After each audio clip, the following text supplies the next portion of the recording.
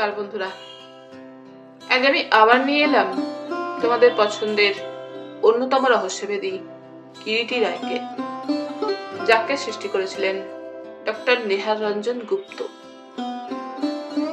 যিনি জন্মগ্রহণ করেছিলেন 1911 সালের 6ই জুন এবং তার মহাপ্রয়াণ ঘটে 1986 সালের 20শে ফেব্রুয়ারি।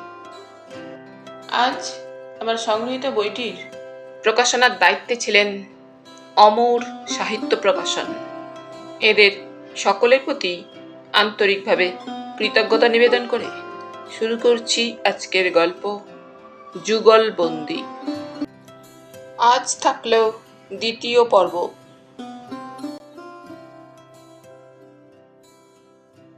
অনন্যর যা কিছু অস্থিরতা, মানসিক চাঞ্চল্য সবই রাত্রে। রাত যত বাড়তে থাকে ততই যেন কেমন ছটফট করতে থাকে। বোঝা যায় সে যেন কেমন চঞ্চল, অশান্ত, অস্থির, যতক্ষণ না ঘুমের ওষুধ খেয়ে ঘুমিয়ে পড়ে। ওই একই অবস্থা চলতে থাকে। রাত দুটোই ঘুম ভেঙে যায়।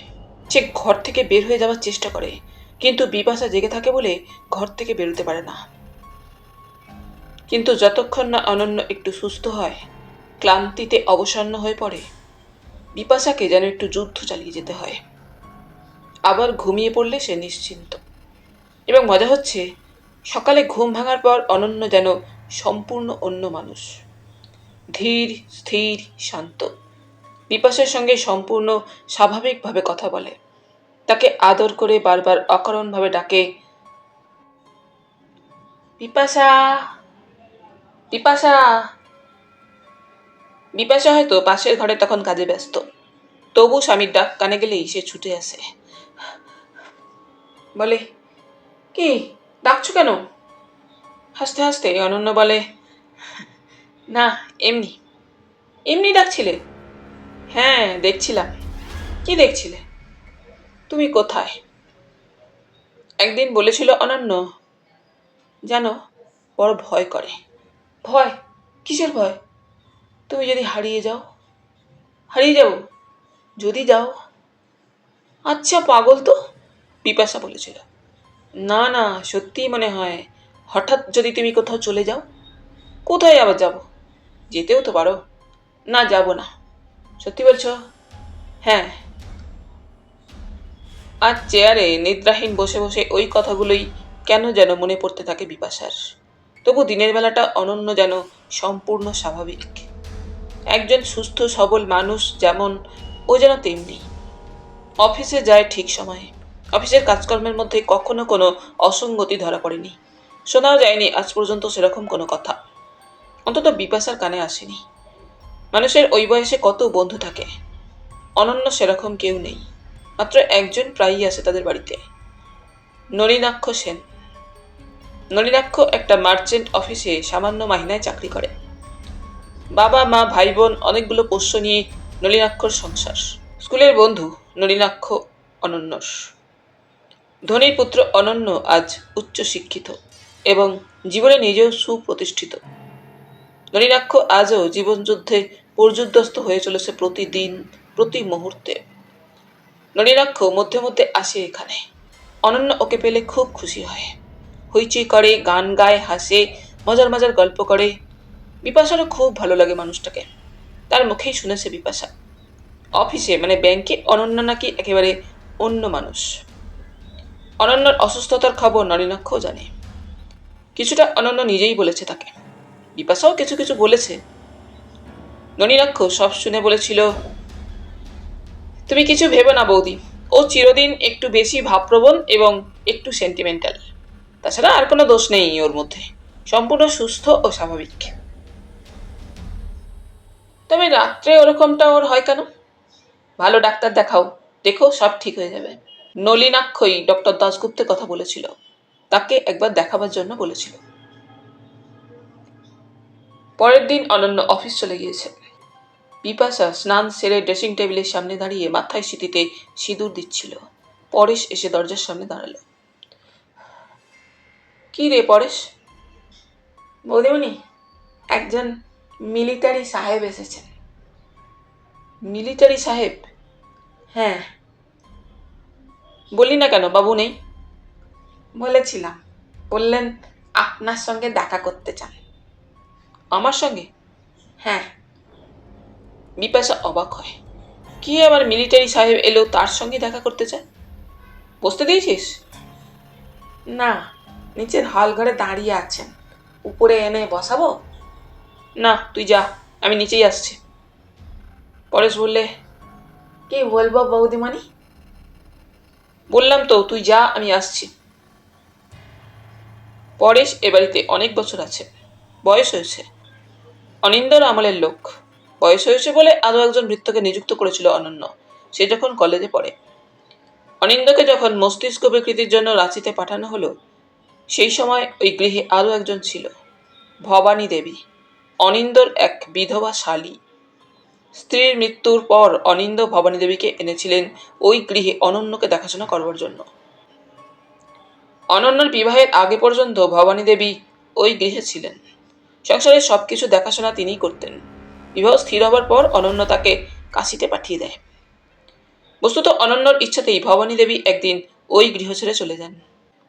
বিপাশা এখানে এসে ভবানী দেবীকে দেখেনি, কিন্তু জানতে পেরেছিল তার কথা। অনন্যকে একদিন বিপাশা বলেছিল, তোমার মাসিমাকে নিয়ে এসো না, এত বড় বাড়িতে একা একা আমরা থাকি। অনন্য বলেছিল, তোমার কি অসুবিধা হচ্ছে বিপাশা? অসুবিধা হবে কেন? আর একজন থাকলে বাড়িটা এত শূন্য শূন্য মনে হতো না, তাই বলছিলাম আর কি।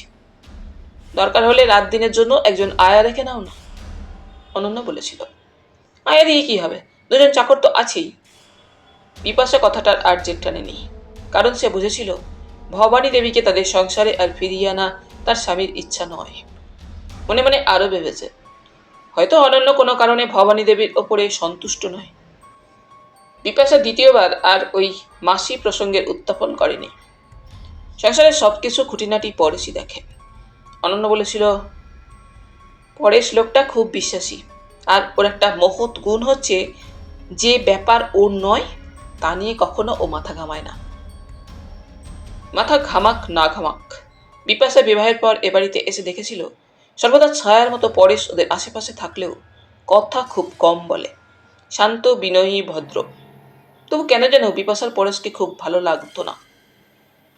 মানুষটার মুখখানা যেন পাথরে খোদাই করা, ভাবলেশহীন, সর্বক্ষণ অত বড় বাড়িটার মধ্যে যেন একটা ছায়ার মতো বিচরণ করছে।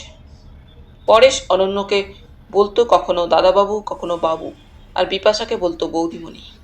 বিপাশার মনে হয় পরেশ যখন এসে আগন্তুক সাহেবের কথা বলেছিল, ওর দুচোখের দৃষ্টিতে যেন কি একটা ছিল। বিপাশা নিচে নেমে এলো সিঁড়ির নিচে সেই ছিমছাম আলো ছায়া ভরা হলঘরটার মধ্যে, যেখানে পা দিলেই বিপাশার গাটা যেন শিরশির করে ওঠে। বিরাট একটা স্টাফ করা রয়্যাল বেঙ্গল টাইগারের সামনে দাঁড়িয়ে আছে। বিপাশা দেখতে পেল মিলিটারি পোশাক পরা এক দীর্ঘকায় পুরুষ পিছন ফিরে। সে সিঁড়িটা অতিক্রম করবার আগেই বিপাশা দেখতে পেল আগন্তুককে। বিপাশার চপ্পলের মৃদু শব্দে আগন্তুক ঘুরে দাঁড়ালো। সঙ্গে সঙ্গে বিপাশা আগন্তুককে চিনতে পারে। ওই আলো ছায়াতেই চিনতে তার এতটুকু কষ্ট হলো না। সত্যি সে যেন একটু বিস্মিতই হয়। তুমি? অর্ধস্ফুট শব্দটা বিপাশার গলা থেকে বের হয়ে এলো যেন তার নিজের অজ্ঞাতেই। হ্যাঁ বিপাশা, আমি। আগন্তুক সোজাসুজি তাকালো বিপাশার মুখের দিকে। আকস্মিকতার ধাক্কাটা একটু সামলে নিয়ে বিপাশা নিজেকে একটু যেন গুছিয়ে নেয়। সিঁড়ি থেকে নেমে সামনাসামনি এসে দাঁড়ালো। হঠাৎ কি মনে করে রজত? বিপাশা প্রশ্ন করল। রজত শুভ্র মৃদু হাসল। আমি যে আবার আসবো, আবার আমাদের পরস্পরের সঙ্গে দেখা হবে, তুমি কি তা জানতে না বিপাশা? আশা করিনি। আশা করনি বুঝি? না। কেন? সেদিনকার পর আবার তুমি আমার সামনে আসবে আমি ভাবতেই পারিনি। কেন ভাবতে পারোনি? ভাবাটাই তো স্বাভাবিক ছিল। তোমার ভদ্রতা, তোমার সৌজন্যবোধ ও তোমার রুচির উপরে আমি বিশ্বাস করেছিলাম বোধহয়। এখন আর বোধহয় রাখতে পারছো না, তাই না বিপাশা? না। যাক সে কথা, বলো এবারে কেন এসেছ? হঠাৎ কি প্রয়োজন পড়লো আমার কাছে আবার আসার? প্রয়োজন ছিল বলেই তো এলাম। তুমিই বোধহয় কাল সন্ধ্যায় এসেছিলে। হ্যাঁ, নামটা বলিনি, তবে জানতাম নাম না বললেও তোমার বোঝার অসুবিধা হবে না কে এসেছিল। বিপাশা রজত শুভ্রর কথার কোনো জবাব দেয় না।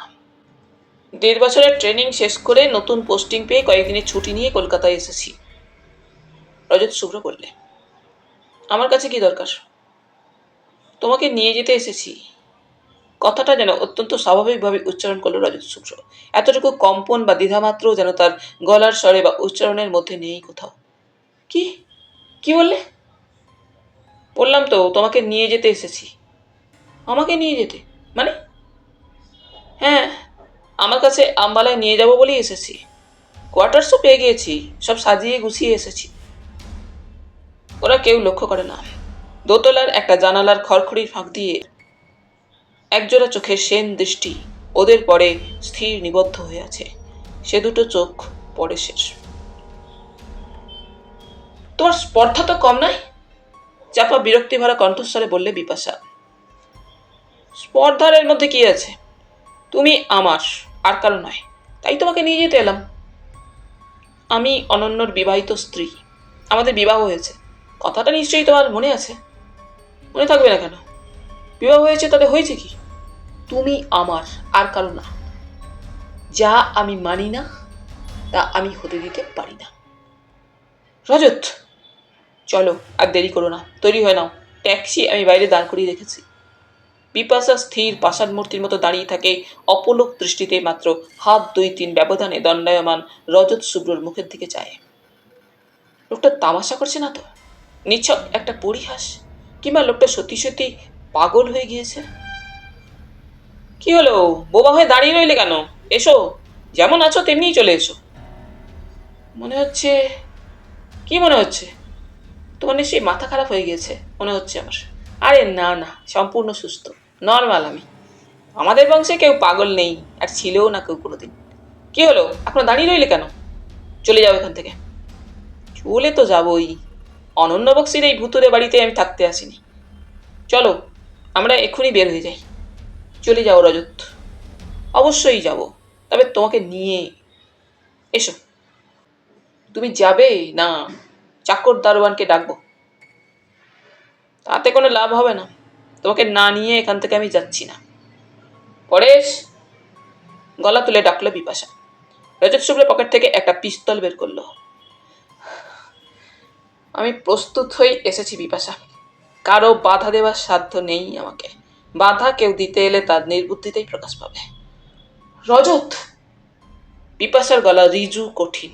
হ্যাঁ, তোমাকে নিয়েই আমি যাব। এসো, লেট আস গো। পরেশ প্রস্তুত হয়েছিল, তাড়াতাড়ি সিঁড়ি দিয়ে নেমে এলো বিপাশার ডাক শুনে। বৌদিমণি, আমায় ডাকছো? বাবুকে এক্ষুনি একটা ফোন করে দিয়ে চলে আসবার জন্য। পরেশ বোধহয় ফোন করবার জন্য সিঁড়ি দিয়ে উঠতে থাকে, কিন্তু পশ্চাৎ থেকে বাধা দিল রজত। ওহে পরেশচন্দ্র, দাঁড়াও। দেখেছ এটা হাতে আমার কি? এগিয়েছ কি গুলি চালাবো? পরেশ, বিপাশা বললে। যা বললাম তাই করো, যাও, ফোন করে দাও। পরেশ যাওয়ার চেষ্টা করলে গুলি চালাবো, রজত শুভ্র বললে। ঠিক আছে, আমিই যাচ্ছি, বলে বিপাশা সিঁড়ির দিকে পা বাড়ালো। বিপাশা, কেন একটা সিন ক্রিয়েট করবার চেষ্টা করছো? চলে এসো আমার সঙ্গে। যেতেই হবে আমাকে? বিপাশা বললে হঠাৎ ঘুরে দাঁড়িয়ে শান্ত গলায়, যেন কিছুই হয়নি। হ্যাঁ, যেতেই হবে, বললে রজত শুভ্র। কিন্তু এই মুহূর্তে এইভাবে তো তা সম্ভব নয় রজত। কেন সম্ভব নয়? কাপড় জামা তোমার অভাব হবে না। একজন স্ত্রীলোকের কাপড় জামাই কি সব? তবে আর কিসের প্রয়োজন তোমার? যেতে হলে আমাকে একবার দোতলা থেকে ঘুরে আসতে হবে। বোধহয় অনন্য বক্সিকে একটা ফোন করতে হবে, তাই কি? না, আমি ফোন করব না, তোকে কথা দিচ্ছি। শোনো বিপাশা, তোমার সঙ্গে আমি পরিহাস করছি না, কিন্তু আমার একটা কথার জবাব দেবে রজত? বলো, কি কথা? জোর করে তুমি আমার দেহটা অধিকার করতে পারো, এই মুহূর্তে পিস্তলের হুমকি দেখিয়ে আমাকে তোমার সঙ্গে করে নিয়ে গিয়ে। কিন্তু আমার স্বামী তোমাকে মুক্তি দেবে না, তাকে তুমি জানো না। কি করবে, আইন আদালত? হ্যাঁ, তুমি অস্বীকার করতে চাইলেও দেশে যখন আইন বলে একটা বস্তু এখনো আছে, তাতে কোনো লাভ হবে না। বলে হাসে রজত শুভ্র। লাভ হবে না? না, কারণ আমি জানি তুমি আমার সপক্ষেই সাক্ষী দেবে। তাও জানো? জানি বই কি, সে বিশ্বাসটুকু না থাকলে কি এখানে তোমাকে নিতে আসতাম? চলো, মিথ্যে কেন দেরি করছো? আমাকে তুমি বিশ্বাস করো? তা করি। তোমার সঙ্গে আমাকে যেতে হবে, এই তো তোমার ইচ্ছা? হ্যাঁ। কোথায় তুমি যাচ্ছ? তোমাদের বাড়িতে কি? না। তবে কোথায়? এক বন্ধুর ফ্ল্যাট বাড়ির 4 তলার ফ্ল্যাটে, পার্ক স্ট্রিটে। আপাতত সেখানে আমি একাই আছি। ঠিক আছে, সন্ধ্যার ঠিক পরেই তোমার ওখানে আমি যাচ্ছি, তুমি চলে যাও। কথা দিচ্ছ? হ্যাঁ, দিচ্ছি। বেশ, আমি চললাম। ঠিক সন্ধ্যা 7টা পর্যন্ত ফ্ল্যাটে আমি তোমার জন্য অপেক্ষা করব। মনে থাকে যেন। ফ্ল্যাট বাড়িটার নাম নীলাকাশ, 4 তলায়, 14 নম্বর ফ্ল্যাট। ঠিক আছে। রজত শুভ্র হাতের পিস্তলটা পকেটে রেখে বললে, মনে থাকে যেন। সন্ধ্যা 7টা পর্যন্ত সময় দিলাম। হলঘর থেকে বের হয়ে গেল অতঃপর রজত শুভ্র। বিপাশা তখন আর যেন দাঁড়াতে পারছে না সোজা হয়ে। তার মাথার মধ্যে কেমন যেন ঝিমঝিম করছে, সারা শরীরটা যেন কাঁপছে। হাত বাড়িয়ে বিপাশা সিঁড়ির রেলিংটা শক্ত মুঠিতে চেপে ধরল। প্রাণপণে সিঁড়ির রেলিংটা চেপে ধরে নিজের পতনটা রোধ করবার চেষ্টা করে বিপাশা। বৌদিমণি, পরেশ ডাকল। কেমন যেন অসহায় শূন্য দৃষ্টিতে পরেশের মুখের দিকে তাকালো বিপাশা। বাবুকে একটা ফোন করে দিন। বিপাশা পরেশের কথা জবাব দিল না। অসংলগ্ন শিথিল পায়ে সিঁড়ি বেয়ে ধীরে ধীরে দোতলায় উঠে গেল।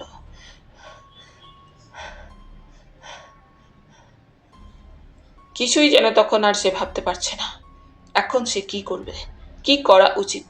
নিজের শোবার ঘরে এসে ঢুকে একটা সোফায় অনেকক্ষণ চুপচাপ বসে রইল। রজতকে সে কথা দিয়েছে আজ সন্ধ্যা 7টার মধ্যে সে তার ফ্ল্যাটে যাবে। যদি সে না যায়, রজত কি করবে, কি সে করতে পারে? কিন্তু অনন্য, তার স্বামীকে সব কথা তার অবশ্যই বলা দরকার। আবার যদি রজত এখানে এসে হাজির হয়, অনন্যর ফিরতে ফিরতেও তো সেই রাত 7:30 পৌনে 8টা, অনেক দেরি হয়ে যাবে নাকি? পরের দিন শেষ রাত্রের দিকে নীলাকাশ 8 তলা ফ্ল্যাট বাড়িটার কম্পাউন্ডের ধার ঘেঁষে প্রথম একজন ট্যাক্সি ড্রাইভারই মৃতদেহটা আবিষ্কার করে রজত শুভ্রর, তার গাড়ির হেডলাইটের আলোয়। ভালো করে তখনও ভোরের আলো ফুটে ওঠেনি। একটা আলো আধারের অস্পষ্টতা পাতলা চাদরের মতো যেন চারিদিকে ছড়িয়ে রয়েছে সর্বত্র। রাউরকেল্লা এক্সপ্রেসটা নির্ধারিত সময়ের মিনিট 20 আগেই হাওড়ায় পৌঁছে গিয়েছিল। ভাগ্যক্রমের সঙ্গে সঙ্গে একটা ট্যাক্সি পেয়ে সরিত সোজা নীলাকাশে চলে আসে। ট্যাক্সি ড্রাইভার গেট দিয়ে সোজা কম্পাউন্ডে ঢুকতেই ট্যাক্সির জোরালো হেডলাইটের আলোয় তার চোখে পড়ে সঙ্গে সঙ্গে পাম গাছটার নিচে মৃতদেহটা, কম্পাউন্ডের কিনারায়। সরিত কিন্তু দেখতে পায়নি ব্যাপারটা, তার দু চোখ তখন ঘুমে যেন জড়িয়ে আসছিল। ফ্ল্যাট বাড়িটার মেইন গেটের 7-10 দূরে কম্পাউন্ডের ধার ঘেঁষে যে এক সারি পাম গাছ ছিল, তারই প্রথম গাছটার নিচে পড়েছিল মৃতদেহটা। স্যার, একটা মানুষ পড়ে আছে, ওই দেখুন, ট্যাক্সি ড্রাইভার বললে। মানুষ? কোথায়? শরিত বললে। ট্যাক্সির দরজা খুলে শরিত তখন নেমে দাঁড়িয়েছে, পৌঁছে গিয়েছে বলে। ওই যে দেখুন না, ওই গাছটার নিচে। শরিতও দেখতে পায়। তাড়াতাড়ি এগিয়ে যায় গাছটার সামনে। শান বাঁধানো কম্পাউন্ডের ধার ঘেঁষে মাটিতে কয়েকটা পাম গাছ, তারই নিচে চিত হয়ে পড়ে আছে। মাথাটা চূর্ণ হয়ে গিয়েছে, চারপাশে রক্ত জমাট বেঁধে আছে। কিন্তু কেউ, কে লোকটা? চেনা চেনা লাগছে শরিতের। সে ড্রাইভারকে বললে, গাড়ির হেডলাইটটা জ্বালুন তো। ড্রাইভার হেডলাইটটা অন করে দিল। সেই আলোয় শরিতের এবারে চিনতে কষ্ট হয় না। হ্যাঁ, রজত শুভ্রই তো। ড্রাইভারও ততক্ষণে শরিতের পাশে এসে দাঁড়িয়েছিল। সে বললে, মনে হচ্ছে স্যার ওপর থেকে নিচে লাফিয়ে পড়ে সুইসাইড করেছেন ভদ্রলোক। শরিত তখন বোবা, স্থির হয়ে দাঁড়িয়ে আছে। রজত শুভ্র ওপর থেকে ঝাঁপিয়ে পড়ে সুইসাইড করেছে? কিন্তু কেন? কেন সে সুইসাইড করবে? কয়েকদিন আগে আম্বালা থেকে শরিত রজতের একটা চিঠি পেয়েছিল। বিশেষ কাজে দিন 2-3-এর জন্য সে কলকাতায় আসছে এবং তার যদি কোনো অসুবিধা না হয় তো সে তার ফ্ল্যাটেই উঠবে। বকুলকে লিখেছে সে কলকাতায় 2-4 দিনের জন্য আসতে। সেও বোধহয় আসবে। শরিত জানিয়ে দিয়েছিল রজতকে সঙ্গে সঙ্গে। Most welcome.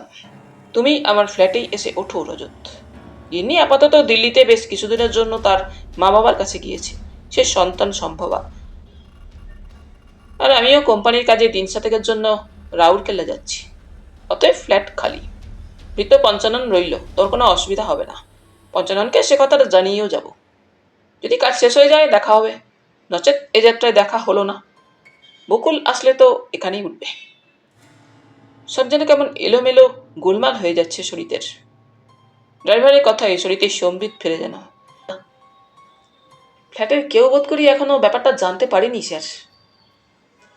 লোহার গেট খোলার শব্দ শোনা গেল।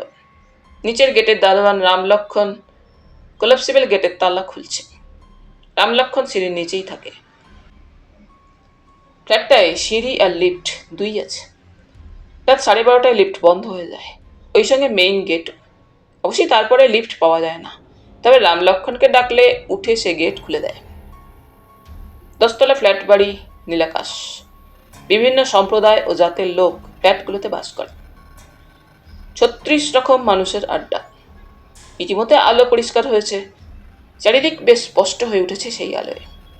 মেন গেট থেকে জায়গাটা 7-10-15 বেশি দূরে হবে না। টান্ডারম্যান ট্যাক্সি ও 2জন মানুষকে গাছের সামনে দাঁড়িয়ে থাকতে দেখে কৌতূহলী রামলক্ষণও এগিয়ে আসে ওইদিকে, এবং রজতের মৃতদেহটার প্রতি তার নজর পড়তেই সে অস্ফুট স্বরে বলে ওঠে, হায় রাম, ইয়ে ক্যা? শরীরের আর একটা ব্যাপার নজরে পড়ে। একটা সরু কালো কর্ড রজতের গলায় গিঁট দিয়ে বাঁধা। পরনে রজতের দামি টেরিকটের প্যান্ট ও টেরিলিনের রঙিন হাওয়াই শার্ট। হাতে সোনার ঘড়ি, কবজিতে বাঁধা, আর পায়ে কাবলি চপ্পল। মাথাটা ফেটে চৌচির হয়ে গিয়েছে প্রায়। চোখ দুটো যেন ঠেলে কোটর থেকে বের হয়ে এসেছে। মুখটা সামান্য হাঁ করা, উপরের পাটির দাঁত সামান্য দেখা যাচ্ছে। জিভটাও যেন সামান্য বের হয়ে এসেছে। বিভৎস। ওদিকে তাকানো যায় না যেন। শরীর দৃষ্টি ঘুরিয়ে নিল, চেয়ে থাকা যায় না ওদিকে। শরীরটি পার্ক স্ট্রিট থানায় ফোন করে দিয়েছিল নিজের ফ্ল্যাট থেকে। ফ্ল্যাটের দরজা ভিতর থেকে ভেজানো ছিল। 3 কামরাওয়ালা ফ্ল্যাট, 2টো বেডরুম, একটা বড় আকারের লিভিং রুম। শৌখিন মানুষ শরীর। তাছাড়া ভালো চাকরি করে, ভালো মাহিনা পায়, বেশ ভালো করে সাজানো গোছানো ফ্ল্যাট। পঞ্চানন কিন্তু ছিল না ফ্ল্যাটে। একটু অবাকই হয়েছিল শরীর পঞ্চাননকে দেখতে না পেয়ে। ফ্ল্যাট অরক্ষিত অবস্থায় ছিল। ফ্ল্যাটের আসবাবপত্র যেমন সাজানো ছিল তেমনই সাজানো আছে, এতটুকু নাড়াচাড়া হয়নি। 2টি বেডরুমেই দরজা ভেজানো। কেবল একটা বেডরুমের বাইরের দিকটার জানালা খোলা, আর ব্যালকনির দরজাটা খোলা। শোবার ঘরে একটা সুটকেস বোধহয় রজত শুভ্রেরই। শরীর একটা সোফার উপর বসেছিল একটা সিগারেট ধরিয়ে। বৃদ্ধ পঞ্চানন এসে ঘরে ঢুকেই থমকে দাঁড়ালো। সাহেব, কোথায় ছিলি? শরীর প্রশ্ন করে। আগে ছিলি কোথায়? আগে বউবাজারে আমার শালার ওখানে ছিলাম। আমার পারমিশন ছাড়া তুই ফ্ল্যাট ছেড়ে গিয়েছিলি কেন? আগে আপনার বন্ধু যিনি এসেছিলেন কাল বিকেলে তিনি বললেন। কি কি বললেন? আগে শালার খুব অসুখ খবর পেয়েছিলাম, তাই 1-2 ছুটি চেয়েছিলুম বাবুর কাছে। তিনি বললেন রাতের মতো তিনি আমাকে ছুটি দিচ্ছেন, সকালে এলেই হবে। তিনি বাইরে রাত্রে খেয়ে নেবেন। দিদিমণি বকুল আসেনি? আগে না, দিদিমণি তো আসেননি। তার তো গতকালই আসার কথা ছিল, সকালের গাড়িতে গয়া থেকে। ঠিক ওই মুহূর্তে একটি 26-27 বছরের তরুণী এসে ঘরে ঢুকলো। দাদা। কে? বকুল? হ্যাঁ, ট্রেনটা কিছু লেট ছিল দাদা। রজতকে দেখছি না, রজত আসেনি। তার তো 2 দিন আগেই আসার কথা ছিল তোমার এখানে। আমাকেও তাই লিখেছে চিঠিতে। শরীর যেন বোবা, কি জবাব দেবে ছোট বোন বকুলের প্রশ্নের বুঝতে পারে না। বকুল আবার প্রশ্ন করে, রজত আসেনি দাদা? বকুল। ওই সময় দোরগোড়ায় কয়েক জোড়া জুতোর শব্দ পাওয়া গেল। মিস্টার শরীর ব্যানার্জি আছেন? কে? আমি পার্ক স্ট্রিট থানার 2nd অফিসার। ভিতরে আসতে পারি? আসুন অফিসার। পুলিশ অফিসার মিস্টার অরুণ লাহিড়ী ঘরের মধ্যে এসে প্রবেশ করলেন। বয়স 30-32-এর বেশি হবে না। বেশ উঁচু, লম্বা, বলিষ্ঠ চেহারা। পরনে সাদা ইউনিফর্ম, চোখে চশমা। একজন সার্জেন্ট সঙ্গে। আপনি ফোন করেছিলেন? হ্যাঁ, আমি শরীত ব্যানার্জি, আসুন। নিচে ডেড বডি দেখলাম, তা আপনি ওই ভদ্রলোককে চিনতেন নাকি? পরিচয় ছিল আপনাদের? এই ফ্ল্যাট বাড়ির কেউ কি?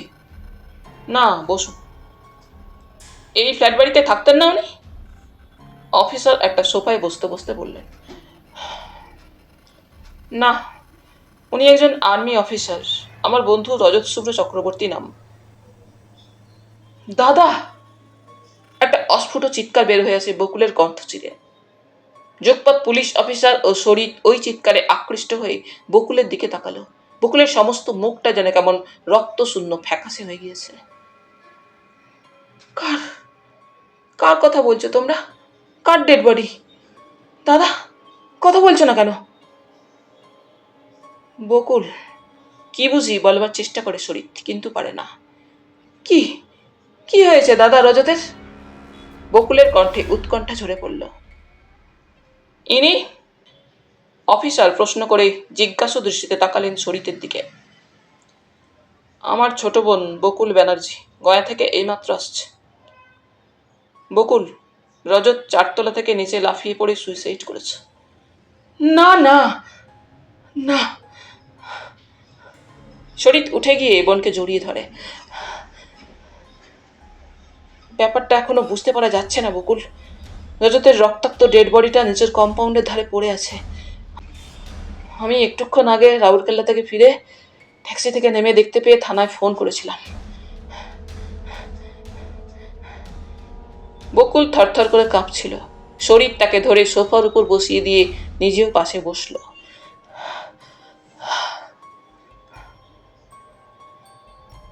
নিচে কম্পাউন্ডে তখন সমস্ত ফ্ল্যাট বাড়ির লোক ভিড় করেছে। পুলিশ তাদের সরাতে ব্যস্ত। অস্ফুট একটা গুঞ্জন। রজতার মৃতদেহটা তেমনই পড়েছিল। সেকেন্ড অফিসার মিস্টার লাহিড়ী প্রশ্ন করেন শরীরকে। আপনার বন্ধু কবে এসেছিলেন এখানে? আমি দিন 5 আগে কোম্পানির কাজে রাউরকেল্লা গিয়েছিলাম। আজই সকালে ফিরছি। ওর আসার কথা ছিল গত পরশু, মানে শনিবার। পঞ্চানন তখন বললে, আগে না, শুক্রবার ভোরেই উনি এসেছিলেন। মিস্টার লাহিড়ী বললেন, আজ সোমবার, উনি তাহলে 3 দিন আগে এসেছিলেন। এখানেই তো ছিলেন, তাই না? হ্যাঁ, শরীর বলে। আর কেউ ছিল এখানে? না, ওই সার্ভেন্ট পঞ্চানন ছিল। পঞ্চাননকে দেখিয়ে দিল শরীর। মিস্টার লাহিড়ী পঞ্চাননের দিকে তাকালেন। তোমার নাম পঞ্চানন? আগে পঞ্চানন বেরা। তুমি কিছু বলতে পারো? আগে আমি গতকাল সন্ধ্যা 6টা নাগাদ চলে গিয়েছিলাম বউবাজারে। তুমি তাহলে ছিলে না এখানে? না স্যার। তাহলে দেখা যাচ্ছে কাল রাত্রে আপনার বন্ধু এই ফ্ল্যাটে একাই ছিলেন। পাশের ফ্ল্যাটে কে থাকেন, কি তার নাম? শরীত বললে, বাঁদিকে 13 নম্বরে থাকেন একজন দক্ষিণ দেশীয় ভদ্রলোক, মিস্টার পাঙ্গু। একটা অফিসের চার্টার্ড অ্যাকাউন্টেন্ট। তার স্ত্রী ও ছোট ছোট 2টি ছেলে। আর 15 নম্বর ফ্ল্যাটে ডান দিকে থাকেন মিস্টার গোয়েল, একজন পাঞ্জাবি ভদ্রলোক, পাইলট। তার স্ত্রী ও 10 বছরের একটি মেয়ে। আপনি কতদিন এই ফ্ল্যাটে আছেন? বছর 4 হবে। আপনি একাই? না, আমার স্ত্রী আছে। তিনি? দিন 15 হলো দিল্লি গেছেন তার মা বাবার কাছে। রজত শুভ্রের সঙ্গে আপনার কতদিনের পরিচয়? 10-12 বছরের পরিচয়। একসঙ্গে বঙ্গবাসী কলেজে আমরা 4 বছর পড়েছিলাম, সেই থেকেই পরিচয়। আর আপনার বোনের সঙ্গে? তাও অনেক দিনের। তবু কতদিনের হবে? ও বরাবরই আমার কাকার কাছে থেকে পাটনায় পড়াশোনা করত। মধ্যে মধ্যে ছুটিতে কলকাতায় আসতো, তখনই পরিচয় হয়। তাও ধরুন বছর 5 তো হবেই। আপনার বন্ধু নিশ্চয়ই বিবাহিত ছিলেন না? না, সামনের অগ্রহায়ণে ওদের, মানে বকুলের সঙ্গে রজতের বিয়ে হবে ঠিক হয়েছিল। মিস্টার লাহিড়ী আর একবার বকুলের দিকে তাকালেন। বকুল প্রস্তর প্রতিমার মতো সোফাটার উপর বসেছিল, মাথাটা নিচু করে। আচ্ছা মিস্টার ব্যানার্জি, আপনার কি মনে হয় ব্যাপারটা? মনে তো হয় সুইসাইডই, কিন্তু মৃতদেহের গলায় একটা সরু কালো কর্ড বাঁধা আছে গিট দিয়ে। নিশ্চয়ই লক্ষ্য করেছেন? করেছি। এমনও তো হতে পারে কি? কেউ ওর গলায় ফাঁস দিয়ে নিচে ফেলে দিয়েছে, মিস্টার লাহিড়ী বললেন। কিন্তু তাকে দেবে আর কেনই বা দেবে? কেউ দিতে তো পারে, ধরুন ওর কোনো শত্রু। এটা হয়তো আদৌ সুইসাইড নয়, হোমিসাইড, মার্ডার। কিন্তু ব্যাপারটা কেমন যেন বিশ্বাসযোগ্য মনে হচ্ছে না অফিসার। কেন? প্রথমত ও যে 2-3 দিন এখানে এসেছে কারো তো জানবার কথা নয়। তাছাড়া ওর বিশেষ পরিচিতজন কেউ এখানে এ শহরে ছিল বলেও জানি না। তাছাড়া ওকে কেই বা মার্ডার করতে যাবে আর কেনই বা করবে? কি জানি মিস্টার ব্যানার্জি, ব্যাপারটা আত্মহত্যা বলে যেন আমার মনে হচ্ছে না। আচ্ছা, রজতবাবুর কোনো আর পরিচিতজন এ শহরে আছেন যাদের আপনারা জানেন? দাদা, বকুলের ডাকে শরীর বোনের মুখের দিকে তাকালো। অনন্য চৌধুরী আর তার স্ত্রী বিপাশা। বিপাশা? অফিসার, হ্যাঁ, এককালে শুনেছি বিপাশা ওর পাশের বাড়িতেই থাকতো। পরিচয় ছিল ওদের পরস্পরের মধ্যে যথেষ্ট। বকুল বললে। অনন্য চৌধুরী বিপাশার কে? অরুণ লাহিড়ী প্রশ্ন করলেন। বিপাশার সঙ্গে রজতের একসময় যথেষ্ট পরিচয় ছিল, কিন্তু 8-9 মাস হবে অনন্য চৌধুরীর সঙ্গে তার বিয়ে হয়ে যাওয়ার পর আমি যতদূর জানি ওদের পরস্পরের দেখা সাক্ষাৎ হয়নি। আচ্ছা বকুল দেবী, বকুল তাকালো অরুণ লাহিড়ীর মুখের দিকে। আপনার সঙ্গে শুনলাম রজতবাবুর বিয়ে ঠিক হয়ে গিয়েছিল। আপনারা পরস্পরের পরিচিত অনেক দিনের। বিপাশার কথা আপনি কিছু জানেন? যে মেয়েটির কথা এইমাত্র শুনলাম। শুনেছিলাম কয়েকবার রজতের মুখে বিপাশার নাম, এবং একসময় ওদের সঙ্গে কিছুটা ঘনিষ্ঠতাও রজতের হয়েছিল শুনেছি। কিন্তু বছর 3-4 আগে অনন্য চৌধুরীর সঙ্গে বিপাশার আলাপ পরিচয় ও ঘনিষ্ঠতা হবার পর আগের সে সম্পর্ক পরস্পরের মধ্যে ছিল না বলেই জানি। অতঃপর অরুণ লাহিড়ী উঠে দাঁড়ালেন। চলি মিস্টার ব্যানার্জি, হয়তো আবার আসবো, মানে আসতে হতে পারে। কথাগুলো বলে অরুণ লাহিড়ী ঘর থেকে বের হয়ে গেলেন। শরীর এতক্ষণে যেন ভালো করে তাকালো বোনের দিকে। বকুল কেমন যেন অসহায়ের মতো বসে আছে সোফাটার উপরে, শিথিল হাত দুটি কোলের উপরে ন্যস্ত, জানালা পথে বাইরের দিকে তাকিয়ে আছে। বকুল? শরীর মৃদু কণ্ঠে ডাকলো। বকুল শরীরের ডাকে ওর দিকে মুখ তুলে তাকালো, বিষণ্ণ, ক্লান্ত, কেমন যেন অসহায় দৃষ্টি। কটা দিন এখানে থাকবি তো? না। কেন রে? ভালো লাগছে না দাদা, ভাবছি কালই রাত্রে ট্রেনে ফিরে যাব। তুমি দেখো যদি একটা রিজার্ভেশন পাও। ট্রাভেল এজেন্সির সাহায্যে সেটা পেতে হয়তো কষ্ট হবে না, কিন্তু ছুটি নিয়ে এসেছিস যখন, থাক না কটা দিন এখানে। এখানে থাকলে রজতের কথা বেশি করে মনে পড়বে দাদা। আমাকে তুমি বাধা দিও না দাদা, আমাকে যেতে দাও। বকুলের চোখের কোল দুটো ছলছল করছে শরীর লক্ষ্য করে। শরীর আর কোনো কথা বলে না। তার মাথার মধ্যে তখন পুলিশ অফিসারের কথাগুলোই যেন ঘোরাফেরা করছে। তার ধারণা রজতকে কেউ হত্যা করেছে। রজতের গলায় বাঁধা কালো সরু কর্ডটা দেখেই হয়তো কথাটা অফিসারের মনে হয়েছে। সত্যিই তো, ওই কর্ডটা গলায় কোথা থেকে এলো? আর কর্ডটা তার গলায় এমন করে গিট দিয়ে বাঁধা ছিল কেন? রজত সুইসাইডই যদি করে থাকে, ওই কর্ডটার তাৎপর্য কি? দাদা, বকুলের ডাকে শরীর বোনের মুখের দিকে তাকালো। তুমি জেনেছো কিনা জানি না কখনো, কিন্তু আমি দেখেছি। কি দেখেছিস? রজতের গলায় একটা সরু সিল্কের কর্ডে একটা মাদুলি বাঁধা ছিল। তাই নাকি? হ্যাঁ, মাদুলিটা একবার ও জলে ডুবে যায় ওর যখন 5 বছর বয়স। ওর বাবার গুরুদেব অপঘাত মৃত্যুকে এড়াবার জন্য কালো কর্ডে একটা মাদুলি বেঁধে ওর গলায় ঝুলিয়ে দিয়েছিলেন।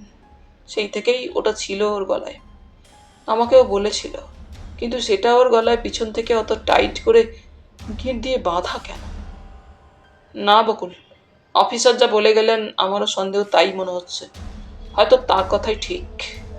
কেউ ওকে হত্যাই করে গলায় ফাঁস দিয়ে হয়তো নিচে ফেলে দিয়েছে ব্যালকনি থেকে। তাই যদি হয়ে থাকে, রজত কি বাধা দেয়নি সে সময়?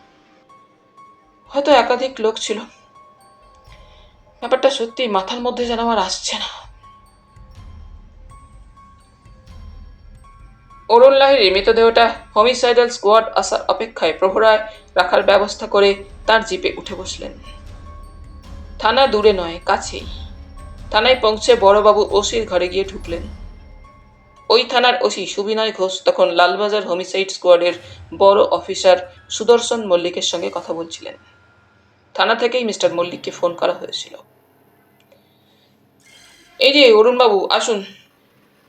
মল্লিক সাহেব স্পটে যাওয়ার জন্য রওনা হচ্ছিলেন। স্পট থেকে চলে এলেন কেন?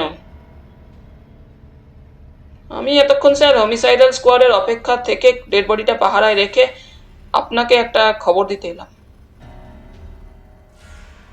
মল্লিক বললেন, যে অফিসারটিকে স্পটে পাঠাবো ভেবেছিলাম, খোঁজ নিতে গিয়ে শুনলাম সে গতকাল মাঝরাত্রে একটা রেইডের ইনফরমেশন পেয়ে সেই যে বেলঘুরিয়ে গিয়েছে এখনো ফেরেনি।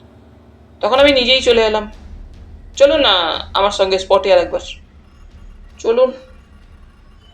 দুজনে ওসির ঘর থেকে বের হয়ে জিপে গিয়ে উঠে বসলেন, অরুণ লাহিড়ী আর সুদর্শন মল্লিক। জিপে যেতে যেতেই অরুণ লাহিড়ী মোটামুটিভাবে সুদর্শন মল্লিককে ব্যাপারটা বলে গেলেন এবং তার মতে ব্যাপারটা যে একটা হত্যাকাণ্ড তাও বললেন।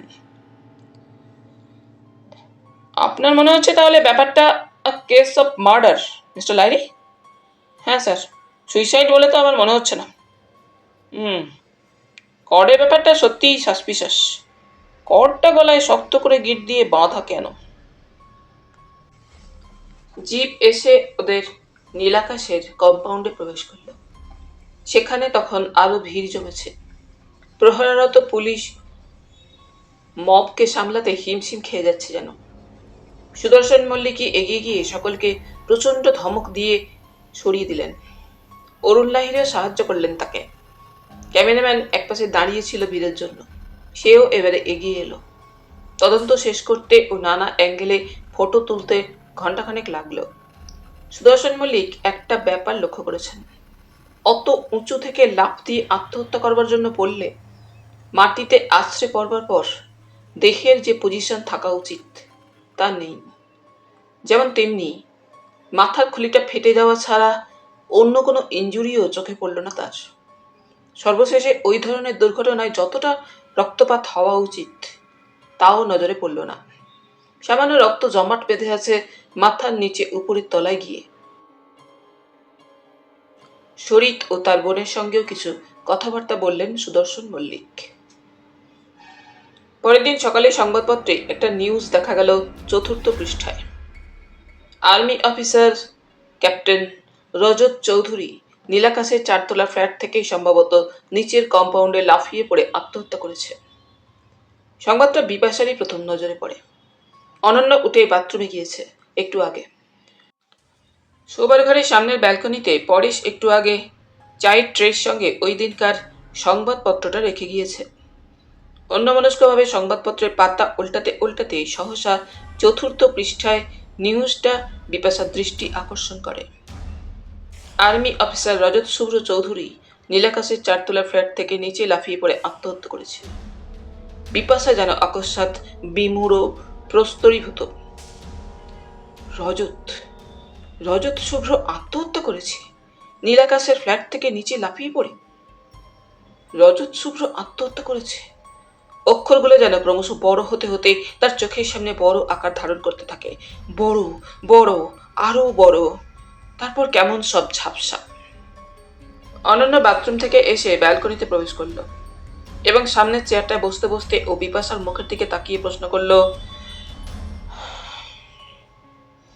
কি হয়েছে বিপাশা, এমন চুপচাপ বসে কেন? যেমন শূন্য অসহায় দৃষ্টিতে যেন বিপাশা স্বামীর মুখের দিকে তাকায়। হাতের মুঠোয় তখনও তার ধরা ওই দিনকার সংবাদপত্রটা। অনন্যর প্রশ্নের কোনো জবাব না দিয়ে বিপাশা সংবাদপত্রটা স্বামীর হাতে তুলে দিল। সংবাদপত্রের পৃষ্ঠায় চোখ বোলাতে বোলাতে অনন্যের সংবাদটার উপর নজর পড়ল। সেও রুদ্ধশ্বাসে সংবাদটা পড়ে গেল। রজতবাবু সুইসাইড করেছেন, অস্ফুট কণ্ঠে বললেন।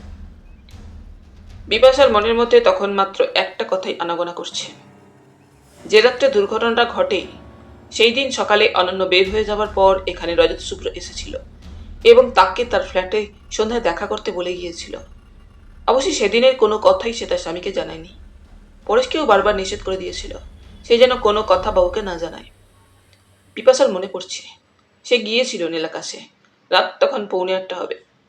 অনন্য তখনও ফেরেনি। এজেন্টের বাড়িতে একটা পার্টি ছিল। সে ব্যাংক থেকেই বিপাশাকে বিকেলে টেলিফোন করে জানিয়েছিল ফিরতে তার রাত হবে।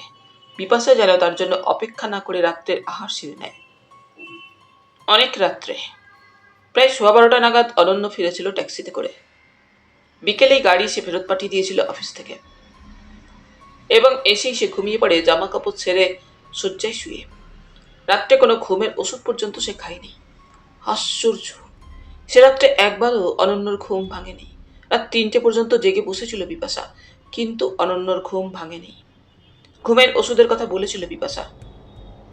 ওষুধ খাবে? না। ওষুধ খেলে পারতে। না, প্রয়োজন নেই। তাছাড়া ভাবছি কি, আর কোনো ওষুধ খাবো না। খাবে না? না। দেখি না ওষুধ না খেলে কি হয়। এতদিন তো খেলাম। বিপাশাও আর পিড়াপিড়ি করেনি।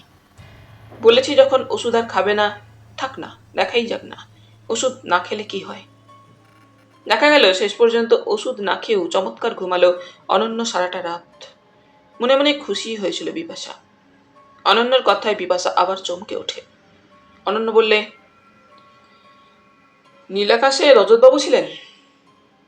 হঠাৎ ওখানে কেন বলো তো? কিছু বলছো? রজতবাবুদের তো তোমাদের বাড়ির পাশেই নিজেদের বাড়ি ছিল, তাই না? হ্যাঁ। কথাটা বলে বিপাশা চায়ের কাপে পট থেকে চা ঢালতে থাকে। সেই রাত্রেই বিচিত্র একটা ঘটনা ঘটল। সে রাত্রেও অনন্য ঘুমের ওষুধ খেল না। শয্যায় গিয়ে শুতে শুতে স্ত্রীর মুখের দিকে তাকিয়ে বললে, তুমি শোবে না? তুমি শো, আমি একটু পরে শোব। অনন্য আর প্রতিবাদ জানালো না। শয্যায় গিয়ে শুয়ে পড়ল।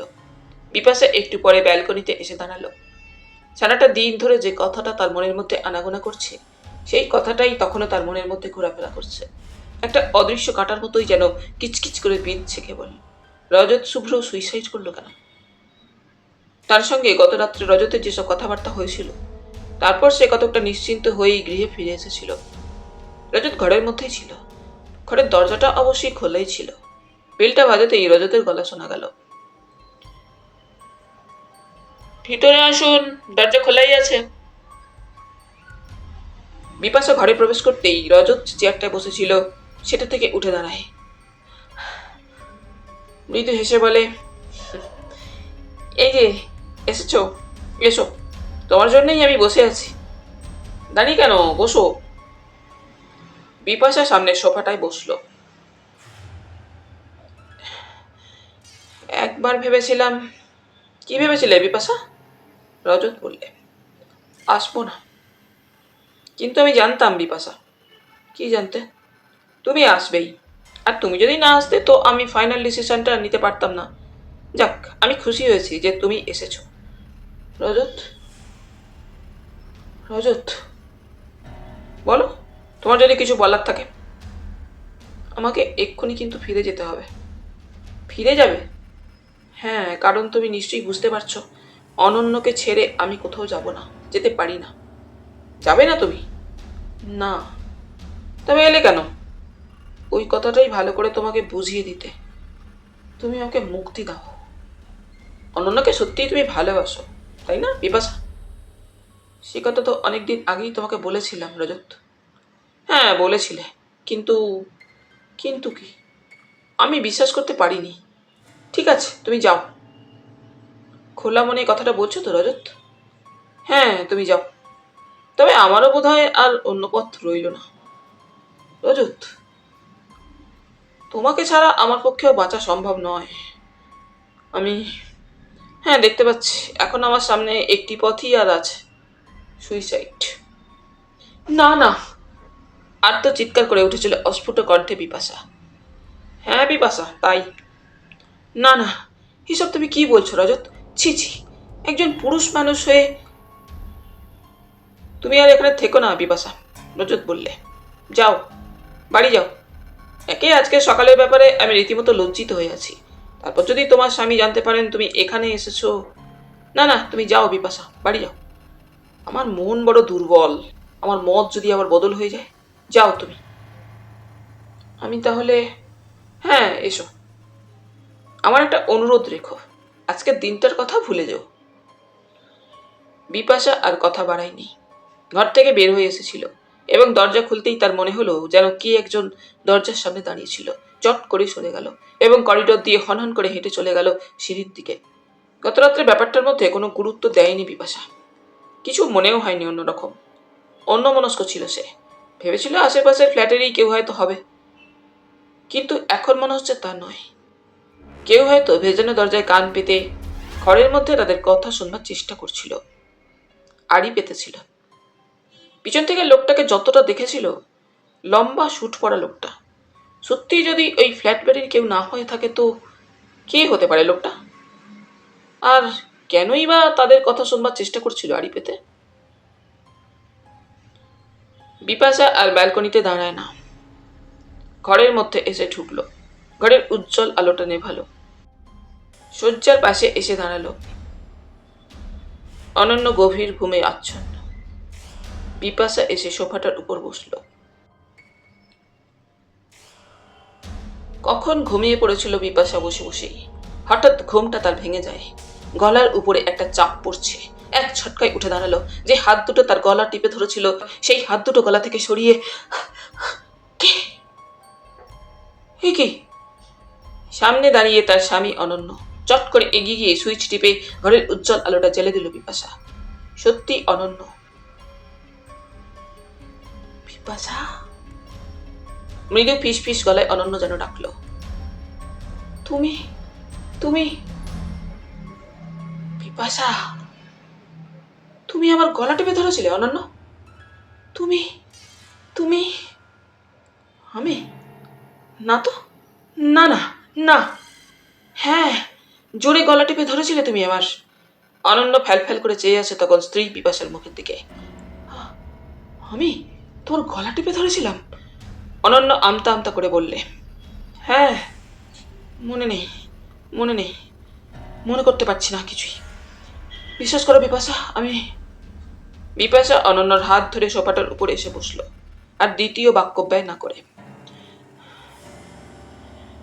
অনন্য, বলো, একটা কথার জবাব দেবে? কি কথার জবাব চাও?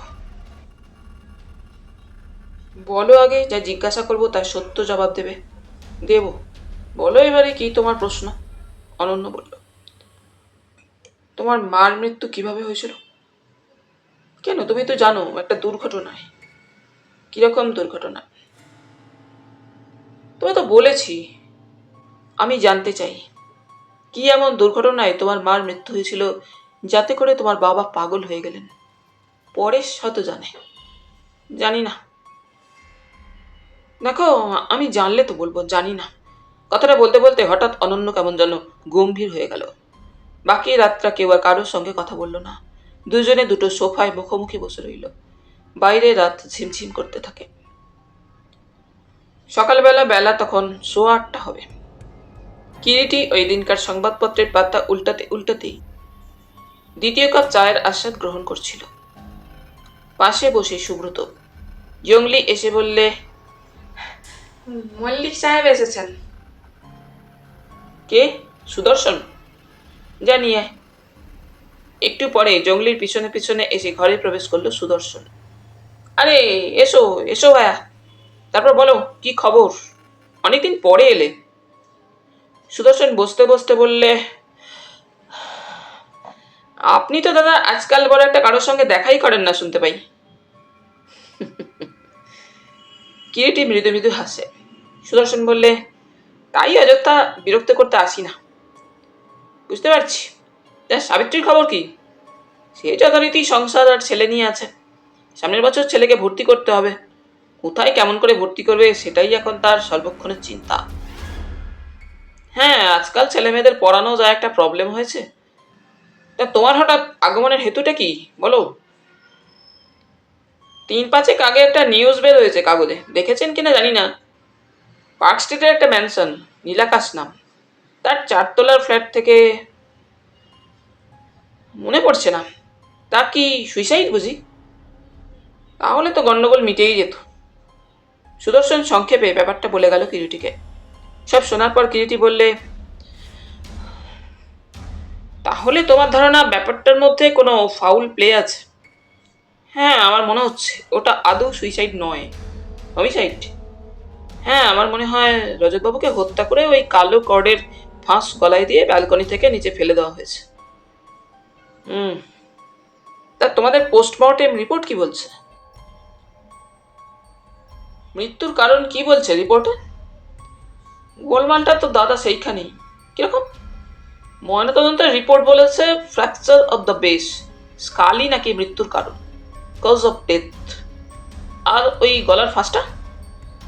বলছে তাদের মতে ওই সরু কর্ডটা গলায় চেপে বসলেও সেটা নাকি মৃত্যুর কারণ নয়। কারণ কি? কোনো অ্যাসফেক্সিয়া চিহ্ন নাকি পাওয়া যায়নি মৃতদেহে। কিরিটি বললে, তা কেসটা যে একটা মার্ডার, গলায় ওই কালো কর্ডের ফাঁসটি ছাড়া আর কোনো যুক্তি তোমার আছে কি? উপর থেকে নিচে ঝাঁপিয়ে পড়লে দেহের ইনজুরি আরো বেশি থাকতো, অর্থাৎ যেরকম পাওয়া যেত তাও পাওয়া যায়নি, আর চারপাশে রক্তও বেশি থাকতো। আর কিছু? তারপর ধরুন দাদা, মৃত্যু ঘটেছে রিপোর্ট বলছে রাত 10:30 থেকে রাত 11:30টার মধ্যে কোনো এক সময়। এবং তাই যদি হয় তো ওই সময় অত বড় ফ্ল্যাট বাড়িটার মধ্যে কেউ কি এমন জেগেছিল না, যারা একটা মানুষের দেহ অত উঁচু থেকে নিচে পড়লে যে শব্দটা হওয়া স্বাভাবিক সেরকম একটা শব্দ শুনতে পেত না? অথচ আমি প্রত্যেককে ওই ফ্ল্যাট বাড়ি জিজ্ঞাসা করে দেখেছি, সেরকম কোনো শব্দ কেউ শুনতে পাইনি। ব্যাপারটা কি কেস একটু সন্দেহজনক নয়? তা তো ঠিকই, ধরেই নিলাম না হয়। আবার সুদর্শন বলতে লাগলো, ব্যাপারটা একটা সুইসাইড, কিন্তু লোকটা হঠাৎ 2-3 দিনের ছুটি নিয়ে এসে নীলাকাশের 4 তলার ফ্ল্যাট থেকে ঝাঁপিয়ে পড়ে সুইসাইড করতে গেল কেন? শরীফবাবু ও তার বোন বকুল দেবীর স্টেটমেন্ট থেকে জানা যায় বিবাহের দিন ঠিক করবার জন্যই সে আম্বালা থেকে এসেছিল। সেক্ষেত্রে বকুল দেবীর সঙ্গে দেখা হবার আগেই এমন কি ঘটে গেল যাতে করে তাকে ওইভাবে আত্মহত্যা করতে হলো শেষ পর্যন্ত? সুদর্শন থামে না, বলে চলে, অনন্য বক্সী ও তার স্ত্রী বিপাশা দেবীর কথাটা তো ভুললে চলবে না। রজতবাবুর সঙ্গে একসময় বিপাশার ঘনিষ্ঠতা ছিল, এক পাড়ায় পাশাপাশি বলতে গেলে বাড়িতে ওরা থাকতো। আচমকা অনন্য বক্সী ওদের মাঝখানে এসে পড়ায় সব উলট পালট হয়ে গেল। অনন্য বক্সীর সঙ্গেই শেষ পর্যন্ত বিপাশার বিয়ে হয়ে গেল। তুমি বলতে চাও সেখানেও কোনো গোলমাল থাকতে পারে? পারে নাকি আপনিই বলুন। খবর নিয়েছিলে এবারে কলকাতায় আসার পর বিপাশা ও রজতবাবুর সঙ্গে দেখা সাক্ষাৎ হয়েছিল কিনা?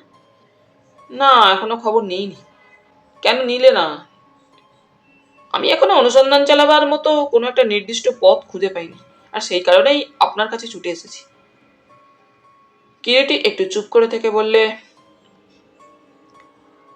সুদর্শন, তোমার মুখ থেকে কেসটা সম্পর্কে যতটুকু শুনলাম তাতে আমার মনে হচ্ছে সমস্ত ব্যাপারটার মধ্যে একটা ফাউল প্লে থাকা হয়তো বিচিত্র নয়। তুমি আপাতত এক কাজ করো। বলুন দাদা, সাগ্রহে কিরিটির মুখের দিকে তাকালো সুদর্শন।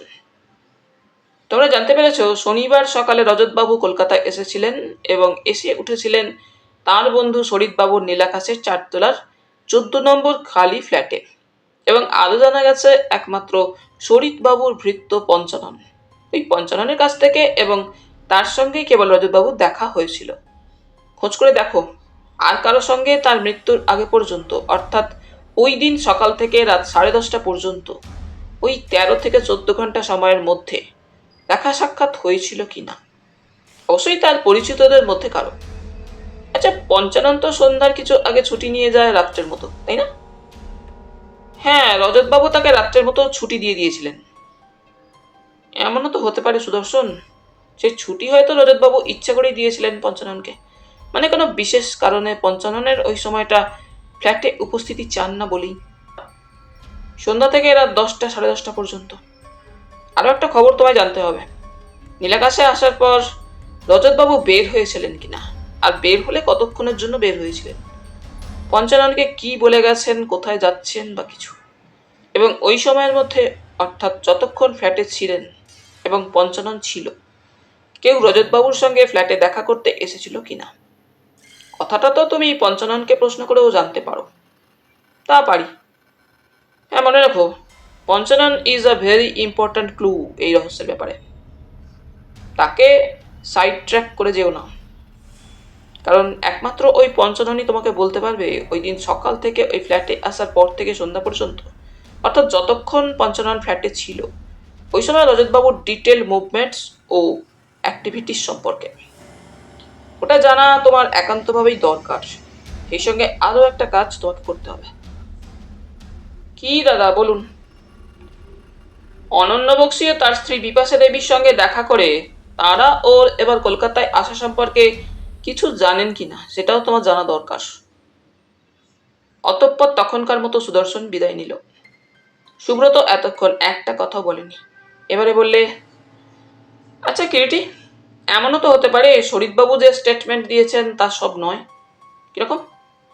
মানে শরীরবাবু যা বলেছেন তার বন্ধু সম্পর্কে, সেটা সব নয়।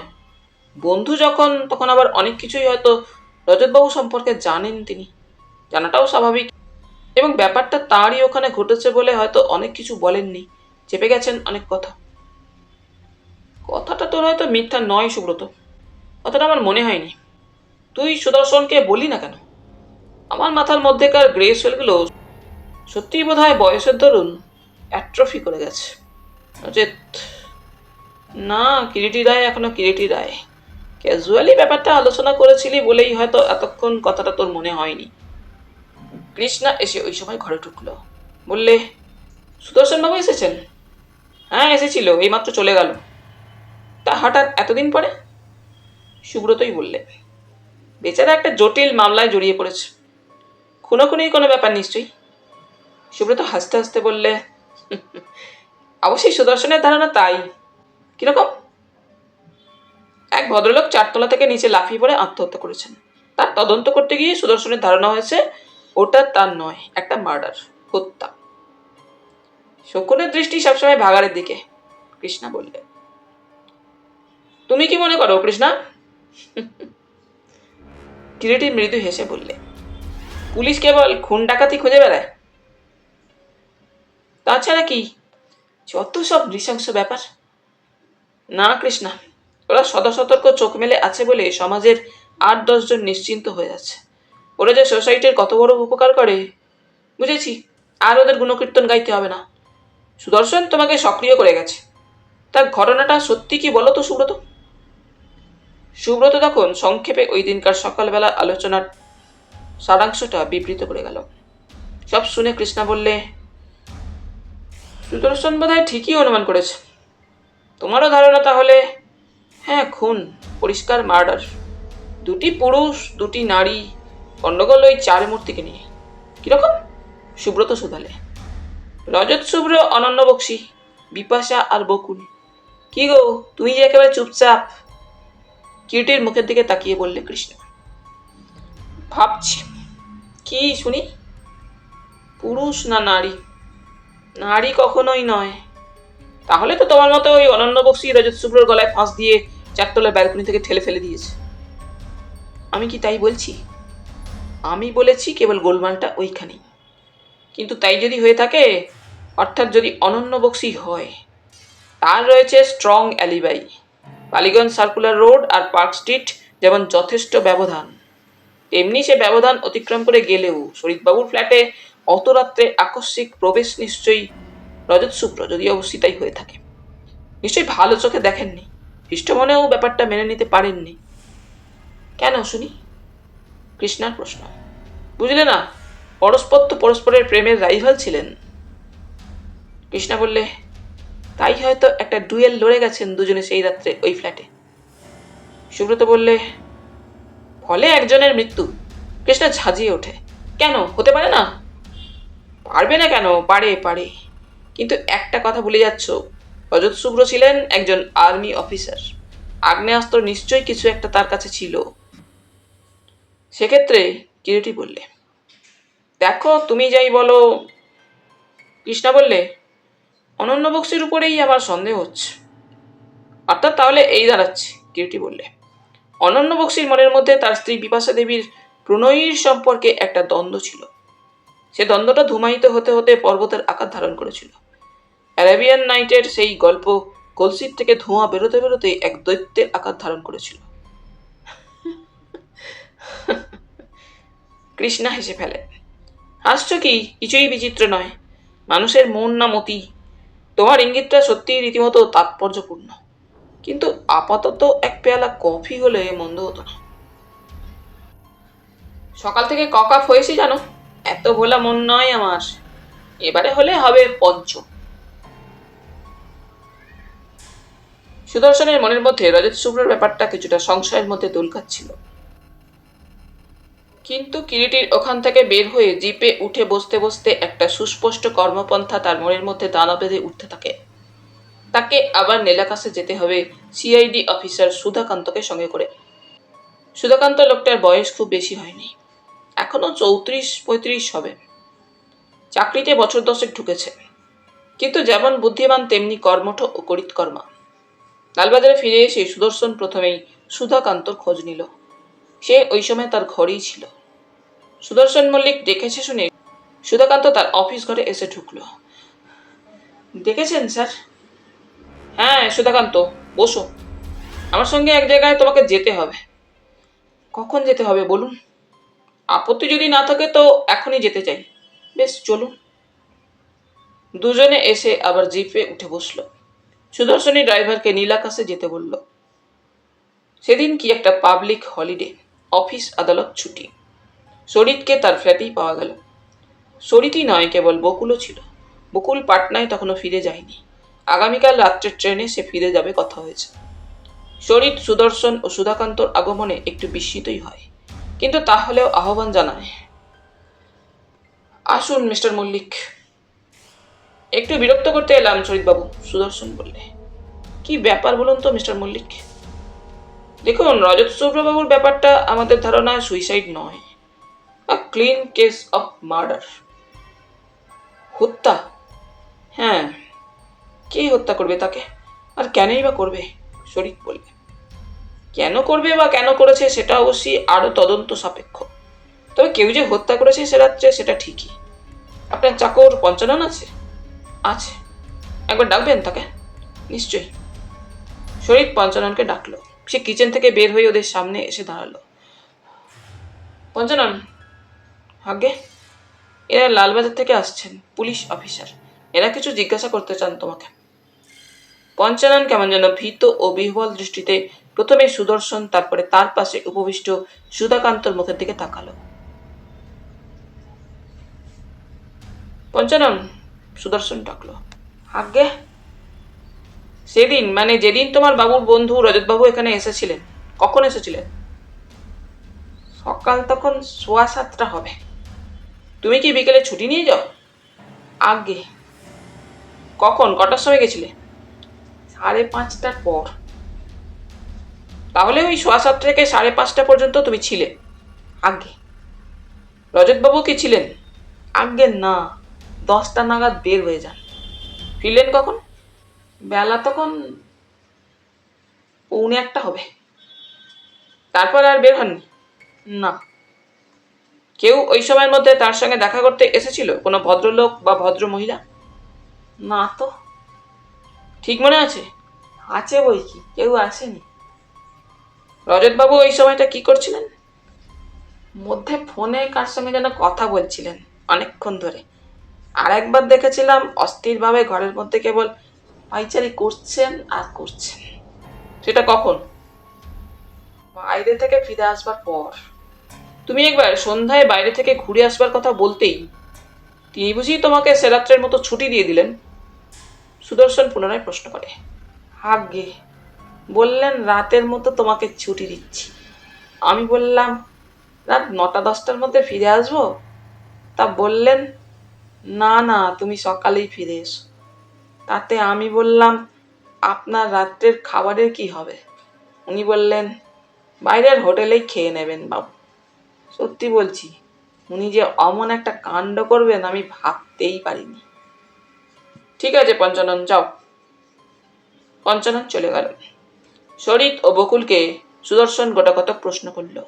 তারপর একসময় বললে, বকুল দেবী, আপনি কবে পাটনায় ফিরছেন? কাল রাত্রের ট্রেনে। আপনি আরো কয়েকদিন থেকে যান, সুদর্শন বললে। কেন?